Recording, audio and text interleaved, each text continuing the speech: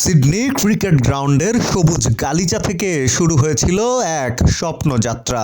সেই চেনা আঙিনাতেই 15 বছর পর থামলেন এক ক্রিকেট যোদ্ধা, তিনি ওসমান খাজা। ব্যাট হাতে যতটা শান্ত, কথা বলায় ততটাই সাহসী আর অপ্রতিরোধ্য। 4 বছর বয়সে পাকিস্তান থেকে আসা এক শ্যামবর্ণের মুসলিম ছেলে, যাকে শুনতে হয়েছিল অস্ট্রেলিয়ার হয়ে কখনো খেলতে পারবে না, অথচ সে ছেলেটি 16টি টেস্ট সেঞ্চুরি আর 6000-এর বেশি রান নিয়ে হলেন অস্ট্রেলিয়ার ব্যাটিং স্তম্ভ। কিন্তু ওসমান খাজা শুধু একজন ব্যাটসম্যান নন, তিনি তার চেয়েও বেশি কিছু। আইসিসির মানা উপেক্ষা করে জুতায় শান্তির পায়রাকে মাঠে নেমেছেন। মানবাধিকারের প্রশ্নে তিনি ছিলেন আজন্ম আপোষহীন। যে নির্ভীকতায় তিনি বর্ণবাদের বিরুদ্ধে রুখে দাঁড়িয়েছিলেন, তাকে বানিয়েছে মাঠের বাইরের বিপ্লবী নায়ক। বিদায় বেলায় তার কণ্ঠে ঝরেছে জীবনের কঠিন সত্য।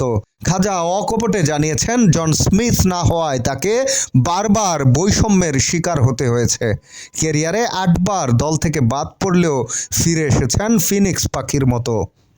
ক্যারিয়ারের শেষ ইনিংসে মাত্র 6 রান করে আউট হলেন ঠিকই, কিন্তু সিডনি তাকে দিয়েছে রাজস্বিক বিদায়। ইংল্যান্ডকে 4-1 ব্যবধানে হারিয়ে অ্যাশেজ সিরিজ জিতে নিয়েছে অজিরা। খাজা মাঠ ছাড়লেন বিজয় বীরের বেশে। খাজা চেয়েছিলেন তার উত্তরসূরিদের জন্য এক বৈষম্যহীন ক্রিকেট বিশ্ব, যেখানে কোনো মানুষকে নিজের পরিচয় লুকিয়ে রাখতে হবে না। ব্যাটস তুলে রাখলে ওসমান খাজার গল্প ক্রিকেট সাম্রাজ্যে আজন্ম অনুপ্রেরণা হয়ে থাকবে।